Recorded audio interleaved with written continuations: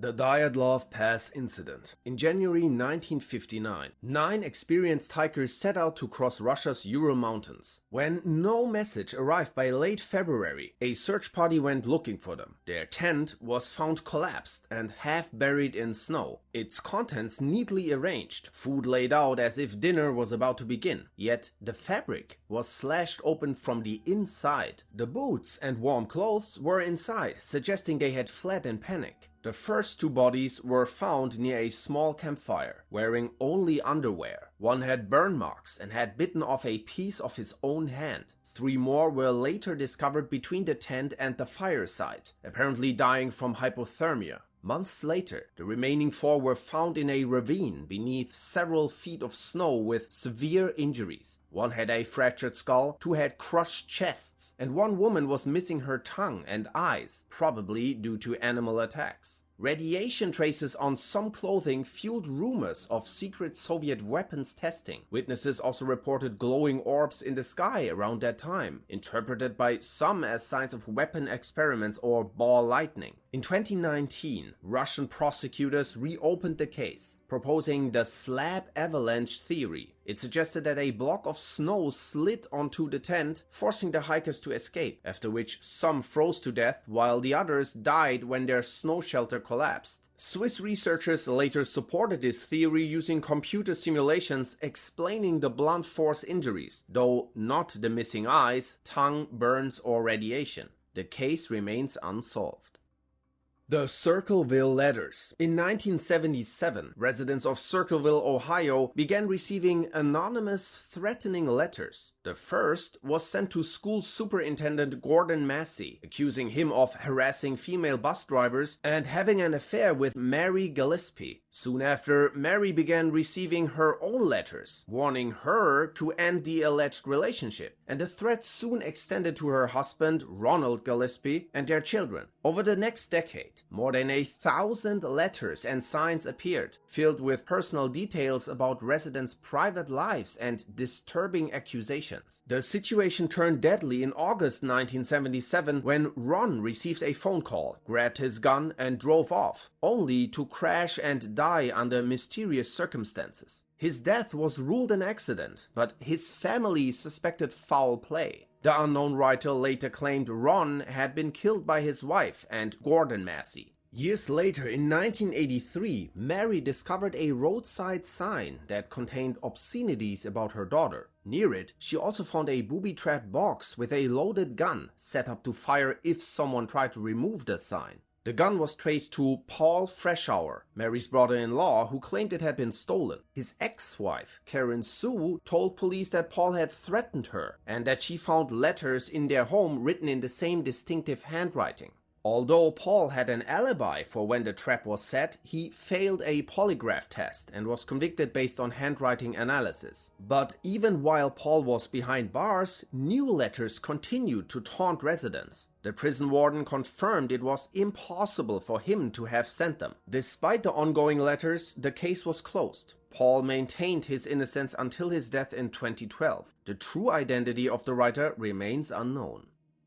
The Hinterkaifeck Murders. On the night of March 31st, 1922, 6 people were brutally murdered with a pickaxe on a remote Bavarian farmstead known as Hinterkaifeck. The victims were farmer Andreas Gruber, his wife, their daughter Victoria, Victoria's 2 children, and the new maid, who had arrived that very day. Days before, Andreas Gruber told neighbors he had found strange footprints in the snow leading from the forest to the house, but none returning. The family also reported missing keys and unexplained noises from the attic. Their previous maid had quit 6 months earlier, claiming the house was haunted after hearing voices and footsteps at night. Evidence suggested the killer lured each family member into the barn one by one before striking. Inside the house, 2-year-old Josef was struck in his crib and the maid in her bed. After the murders, smoke was seen rising from the chimney, suggesting the killer stayed for up to 4 days before leaving.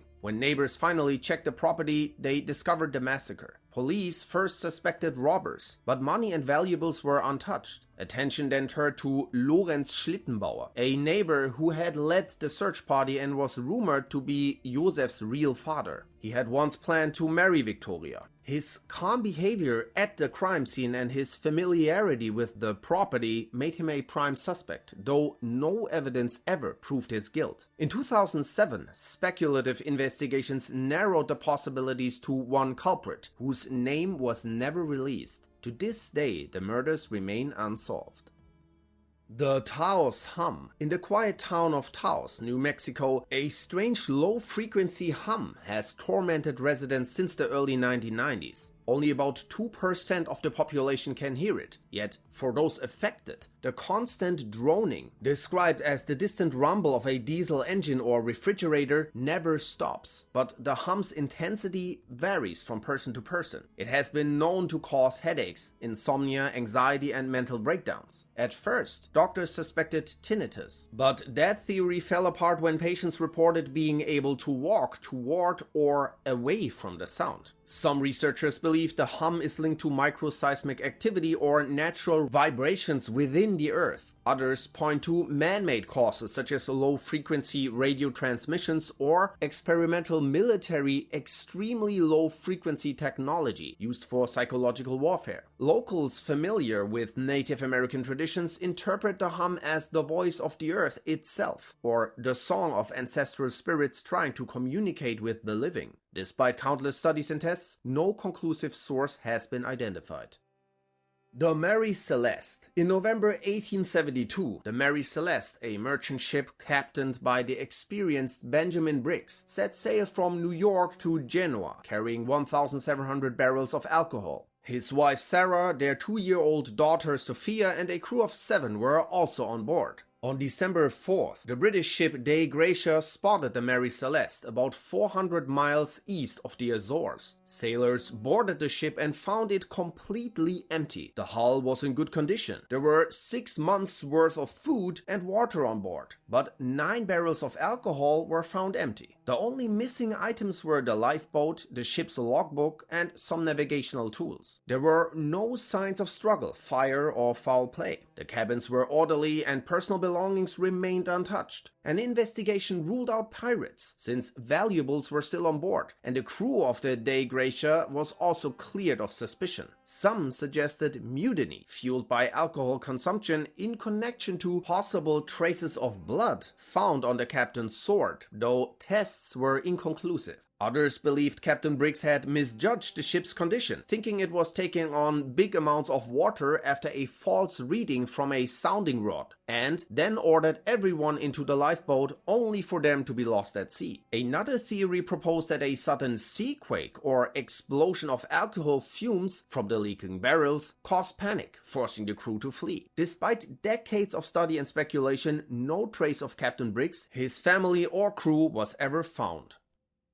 The Black Dahlia Murder. In January 1947, Elizabeth Short, aka Black Dahlia, was last seen alive after being dropped off at the Biltmore Hotel in Los Angeles. She vanished without a trace, and 6 days later her body was found in Leimert Park. Her body had been severed in half, drained of blood, and posed in a deliberate and eerie way. The surgical precision of the cuts suggested anatomical knowledge, with the killer performing a rare hemicorporectomy technique. The brutality of the crime triggered the largest homicide investigation in LAPD history. However, the scene quickly became contaminated as onlookers and press disturbed evidence. Dr. George Hodel, a wealthy Los Angeles physician with formal surgical training and an IQ of 186, became the leading suspect due to his alleged connection to Short. He fled to the Philippines before police could charge him. Another suspect, Leslie Dillon, wrote to the LAPD describing details of the murder that had never been made public, claiming a friend had committed the crime. Jack Anderson Wilson, linked to the Cleveland Torso murders, was also considered a suspect until his death in a house fire just as investigators closed in.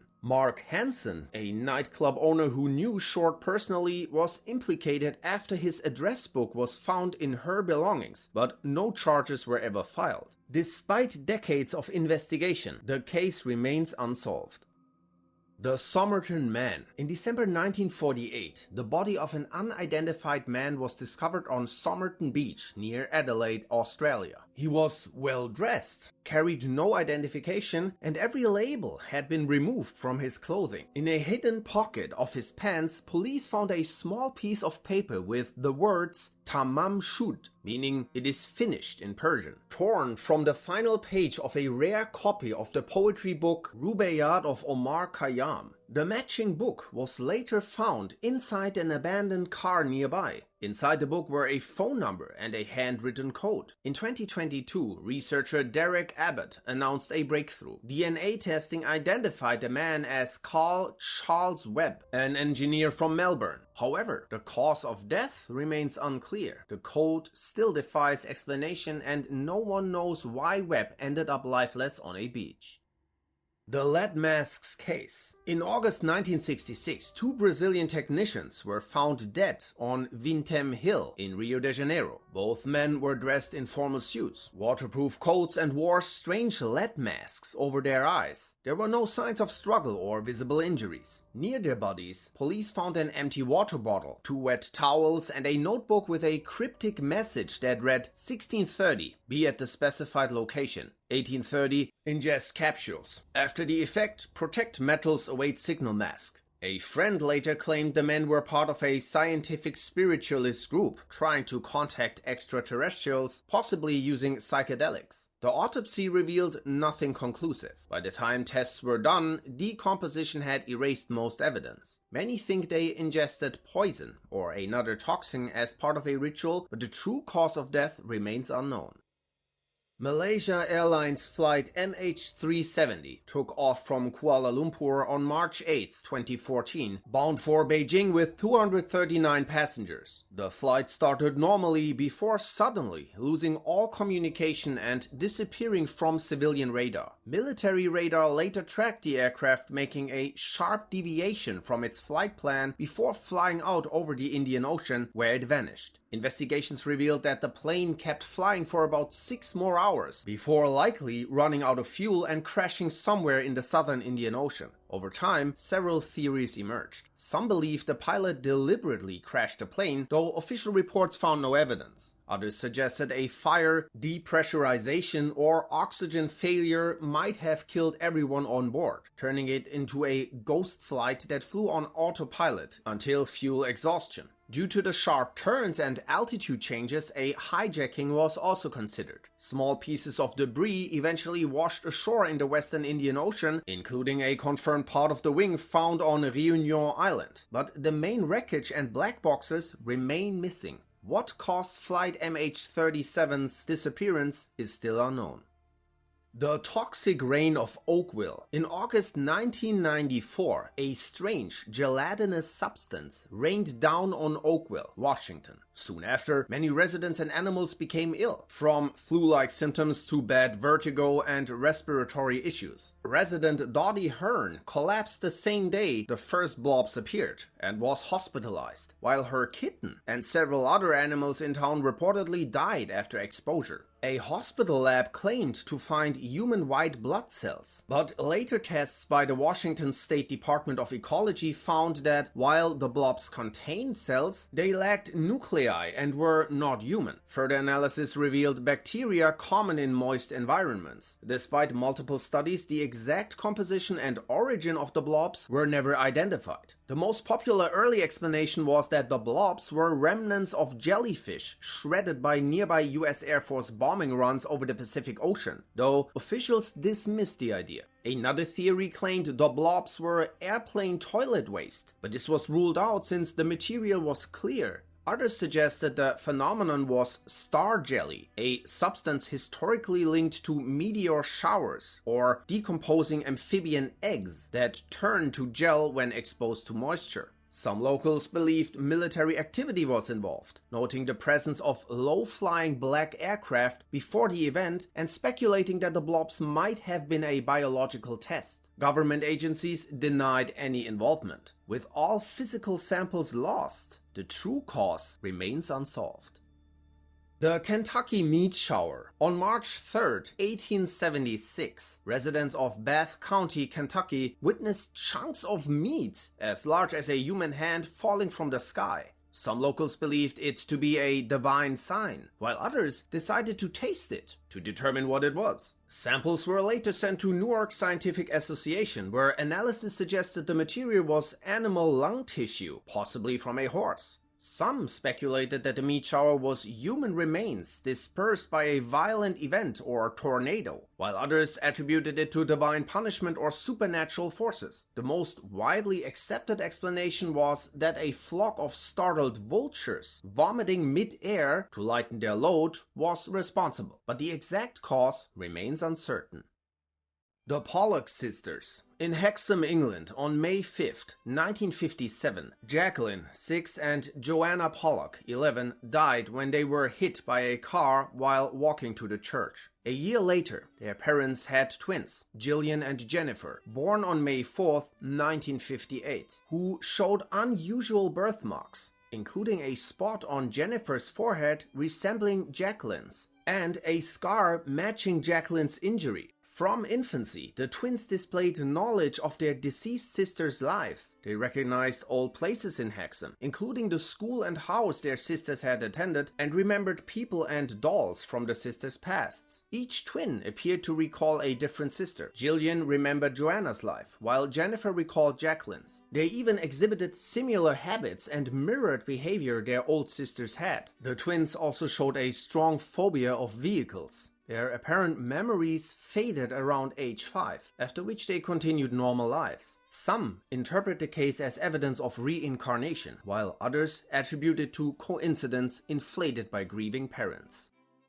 The Chupacabra Attacks. In 1975, the small town of Moca, Puerto Rico, was struck by a series of strange animal mutilations that left livestock drained of blood and marked with precise puncture wounds. Over 90 animals were found dead in just 2 weeks, earning the unseen killer the name Vampire of Moca. Authorities first blamed wild dogs, but investigations dismissed that theory, and locals began whispering about a creature they called a Chupacabra, the goat sucker. After the attacks faded, they returned 20 years later across Puerto Rico. Farmers found animals with identical injuries, 2 deep puncture wounds that went directly into the brain and all blood drained. Eyewitnesses described a creature walking upright, with claws, glowing eyes, and spikes down its back, unlike anything known. Reports came from countries like Nicaragua, Chile, Brazil, and even the US. In the year 2000, a farmer claimed to have captured a chupacabra, but the body was later identified as a dog with mange, a painful skin disease that causes hair loss and scaly skin, though the farmer insisted it wasn't the same animal. 7 years later, Texas rancher Phyllis Canyon discovered a hairless, blue-gray creature on her property after her chickens were found drained of blood.